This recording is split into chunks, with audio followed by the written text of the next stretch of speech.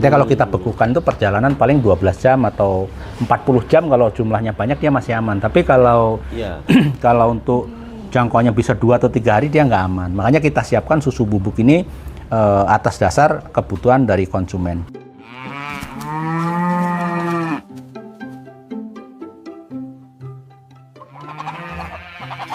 Nah, kebetulan kita sekarang lagi ada di farmnya Telaga Rizky di Provinsi Lampung, tepatnya di Kota Metro. Beliau ini sudah produksi susu segar dan beberapa susu kemasan. Nah, kita akan tanya langsung kepada pemiliknya seperti apa proses produksinya sampai dengan berbentuk kemasan seperti ini dan kisahnya seperti apa. Yuk, Mas Heri, silakan.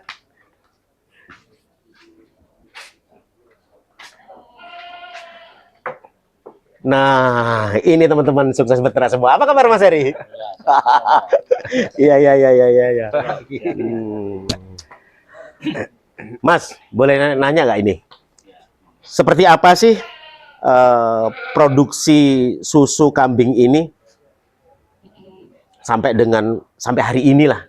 Kira-kira seperti apa ceritanya? Ya, kalau proses produksi susu yang sudah terlihat hari ini memang cukup panjang. Jadi memang susu ini sih diproduksi dari farm kita sendiri ya, dari peternakan kita yang dulu awalnya kita mulainya juga dari sedikit, nggak tahu-tahu langsung banyak ya dengan kondisi yang saat ini. Ya banyak mentor seperti beliau Pak Joko ini adalah salah satu mentor kita, mentor kami Telaga Rizky yang dari tahun 2019 kalau nggak salah ini sudah turun di sini dan mentoring kita. Jadi bagaimana kami berproduksi dengan baik, dengan genetik, kemudian dengan manajemen yang benar. Kira-kira. Jadi kisahnya panjang lah ya? Panjang kisahnya. Oke. Bagaimana cara sampean menghandling segini banyak? Apakah tertangani sendiri atau butuh tim lain, Mas? Ya, tentunya yang pertama itu manajemen kita memang harus kuat. Kalau untuk handling kegiatannya pasti kita membutuhkan orang lain. Karena sesuai dengan visi kita bahwasanya usaha ini harus pemberdayaan, harus memanfaatkan tenaga kerja orang lain atau kita membuka lapangan pekerjaan buat orang lain. Sehingga untuk di farm ini kita dibantu oleh teman-teman ABK, anak buah kandang. Tapi tetap kita dalam manajemen ini harus tersistem, SOP-nya jelas, baik dari budidaya, baik dari pakan dan sebagainya itu kita tata dengan baik sehingga yang membantu pekerjaan di sini bisa lebih mudah untuk menerapkan apa yang menjadi visi atau tujuan dari yang mau kita tetapkan. Ya. Tentunya perjalanan panjang ya. Kalau misalkan tadi saya lihat di depan tuh ada P4S gitu ya, tempat semacam kayak pelatihan seperti itu ya. Memang di sini bisa teman-teman sukses beternak yang kepengen budidaya gitu, bisa belajar di sini nggak? Ya, P4S sendiri itu adalah Pusat Pelatihan Pertanian Perdesaan Swadaya. Artinya sebuah lembaga untuk belajar yang dinaungi oleh Kementerian Pertanian. Jadi kita ada SK-nya. Sehingga di P4S Telaga Rizky ini memang tempatnya untuk praktek kerja lapangan anak-anak sekolah, PKL, baik dari SMK maupun dari perguruan tinggi. Kita melakukan MOU dengan beberapa akademisi. Kemudian juga untuk kegiatan umum, misalnya mau belajar bersama, mau pelatihan, mau magang, tentang kegiatan budidaya kambing perah dari hulu sampai hilir. Oke. Menurut Mas Heri sendiri nih, budidaya kambing perah itu tantangannya berat nggak sih? Takutnya teman-teman yang mau budidaya kambing perah ini agak takut-takut gitu kalau belum tahu ilmunya gitu. Kira-kira seperti apa? Tantangan yang paling berat dalam budidaya kambing perah ini apabila kita hanya belajar teori dan tidak melakukan. Oh gitu ya? Jadi harus action kuncinya ya? Iya. Tapi kalau kita belajar untuk melakukan, ya namanya sebuah bisnis apapun kan pasti resikonya ada. Ada dinamikanya lah. Betul, ya? tapi rumusnya tidak ada permasalahan yang tidak bisa diatasi. Ya. Jadi sehingga problematika yang ada di dalam farm, mau dari mulai pakan, mulai manajemen budidaya, kemudian pengolahan hasil produksi, perizinan dan lain sebagainya itu tetap ada tantangan, tapi itu bisa ada jalan keluarnya. Seperti tadi kita juga melakukan kegiatan belajar bersama di mana ada persoalan yang dihadapi oleh peternak kami dan mitra kami yang tidak bisa diselesaikan, kayak kami mengundang ahlinya, seperti beliau Bapak Joko Susilo kita undang bagaimana bisa mengurai, menyelesaikan, memberikan solusi apa yang menjadi permasalahan di farm Telaga Rizky dan mitra Telaga Rizky. Jadi itu teman-teman semua, action, ya kan? Nanti akan ada solusinya. Mas Heri, sekarang ini apakah cukup produksi ini aja atau ada hasil produk yang lain selain susu segar sama yang kemasan ini? Hari ini Telaga Rizky ini sudah memproduksi fresh milk, susu pasteurisasi, kemudian yogurt, kefir, susu probiotik, keju, dan susu bubuk. Dan produk ini juga susu bubuk ini legalnya sudah lengkap, baik halal, NKV asal apa, izin pangan asal hewan maupun BPOM, sehingga produk ini memang sudah dipasarkan di toko modern seperti yang kemarin baru masuk adalah di Indomaret, tapi masih seluruh metro. Untuk PB seluruh Lampung dan beberapa toko oleh-oleh yang ada di Bandar Lampung maupun di metro. Iya. Saya ke Pak Joko sebentar nih. Pak Joko, sebenarnya kalau untuk dari fresh ke yang seperti ini, apakah ada penurunan semacam kayak apa ya, fungsi gitu Pak? Kira-kira berapa persen kalau ada penurunan Pak? Nah, untuk proses-proses dari susu segar kemudian menjadi serbuk seperti ini, ya, powder atau skim seperti ini, prosesnya cukup panjang. Nah, justru malah Pak Heri yang paham itu. Kalau terkait dengan nutrisi segala macam kita, itu Pak Heri mau Pak? Kira-kira Pak? Gimana jadi, Mas Heri? Betul. Jadi kalau ini kita membuat susu bubuk ini kan berdasarkan kondisi pasar sebetulnya. Jadi kondisi pasar itu dalam arti ada permintaan dari konsumen yang jangkauannya cukup jauh, sehingga kalau kita kirim susu fresh milk tentunya akan mengalami kesulitan karena susu fresh milk ini ada batasan waktu expirednya. Jadi kalau kita bekukan itu perjalanan paling 12 jam atau 40 jam, kalau jumlahnya banyak dia masih aman. Tapi kalau kalau untuk jangkauannya bisa 2 atau 3 hari dia nggak aman. Makanya kita siapkan susu bubuk ini atas dasar kebutuhan dari konsumen. Dan memang masyarakat masyarakat Indonesia umumnya mengenal susu itu adalah susu bubuk. Kalau susu cair mereka kurang familiar. Memang di proses pengolahan, karena ini ada beberapa rangkaian proses, pasti ada tingkat penurunan nilai nutrisi. Tapi kalau kita head to headnya susu bubuk dengan susu bubuk, tetap susu kambing ini adalah susu yang terbaik. Tapi kalau head to headnya susu bubuk dengan susu segar, ya memang susu paling bagus adalah susu segar, fresh milk. Ya, benar.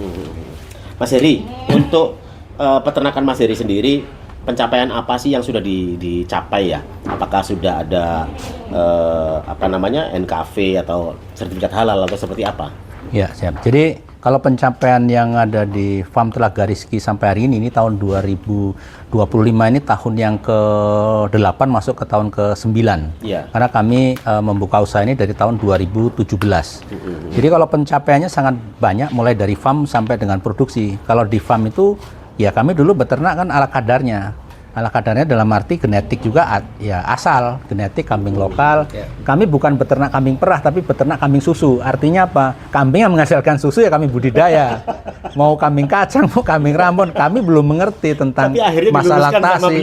Iya, makanya itulah kita jejaring, kemudian ketemu dengan Pak Joko, beliau yang memang ahli di bidangnya, sehingga banyak disarankan kita untuk di posisi yang beternak itu genetiknya harus seperti apa, kemudian proses pakannya seperti apa, manajemennya bagaimana. Itu luar biasa, sehingga hari ini kita sudah berbudidaya kambing yang memang kambing perah Pak. Jadi untuk kambing sanen kami sudah, walaupun baru sekitar 10% kami sudah punya. Kemudian selebihnya yang 85% adalah kambing sudah genetik sapera, dan sisanya 5% mungkin masih ada kambing lokal yang memang dulu kita gunakan untuk mencetak bibit. Itu di pencapaian farm. Kemudian pencapaian produksi, produk kita itu sampai dengan hari ini kita sudah cukup luar biasa, bisa menghasilkan produk susu kambing bubuk yang bisa dimainkan, dijual di pasar modern maupun di e-commerce, TikTok maupun Shopee.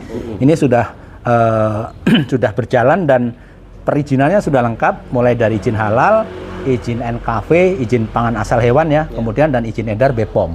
Oke. Satu hal bagi teman-teman sukses beternak ya mungkin ya.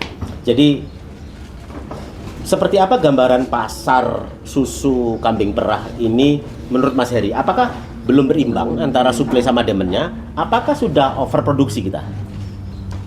Kalau kita membaca literatur, membaca literasi, membaca jurnal, bahwasanya konsumsi susu kambing per kapita atau per orang di Indonesia ini baru sekitar kurang lebih 2 sampai di bawah 5 liter per tahun. Di bawah 5 liter per tahun itu, ya? Kalau kita lihat di jurnal ya, atau di apa namanya itu statistik gitu ya. Sedangkan kalau di negara maju itu dalam 1 bulan itu bisa 5 sampai 6 liter. Mohon diluruskan kalau misalnya kurang tepat Pak. Jadi lebih banyak minum kopi ya Pak. Jadi sebetulnya kebutuhan susu intinya ya itu kalau di Indonesia itu baru kurang lebih tercapai masih di bawah 40% mungkin Pak ya untuk susu segar. Itu artinya baik itu susu sapi maupun iya masih susu jauh kambing, ya? sekali kebutuhannya. Artinya kan pasarnya terbuka luas. Pasarnya ya? masih terbuka besar. Oke, ya. gitu. Ya. Jadi gitu teman-teman sukses beternak. Kalau misalkan sahabat-sahabat semua kepengen beternak, jadi kesempatan itu masih terbuka sangat luas ya. Satu hal terakhir, saya kepengen Pak Joko memberikan apa ya, semacam kayak semangat lah untuk teman-teman sukses beternak semua dalam hal budidaya kambing perah ini Pak. Ya, makasih sahabat sukses beternak.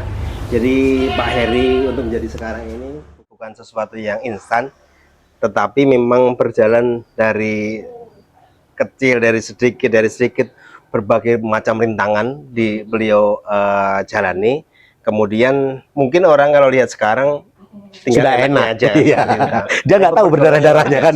Membuat sesuatu yang klik itu butuh waktu yang cukup lama. Nah, saatnya sekarang Pak Heri ini improvisasi termasuk di intern farm ataupun membuat mitra-mitra ya seperti itu. Nah, memang yang perlu diperhatikan mungkin dibantu dengan pemerintah juga terkait dengan apa pasar susu ini supaya produk-produknya Pak Heri, kemudian produk-produknya dari binaan Pak Heri itu juga nanti terbantu kan seperti itu. Kalau kita kemarin membahas tentang MBG dan segala macam, bisa nggak ini sih susu kita dihargai lebih kan seperti itu. Jangan ini susu kualitasnya bagus kan seperti itu. Ada nggak program lain sih mamanya seperti itu? Atau mungkin kalau memang bisa kayaknya lebih baik ada industri pengolahan susu yang ke sini.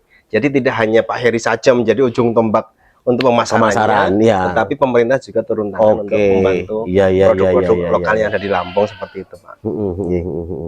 Jadi biar teman-teman sukses beternak juga nggak ragu-ragu untuk coba budidaya ya. Betul, Pak.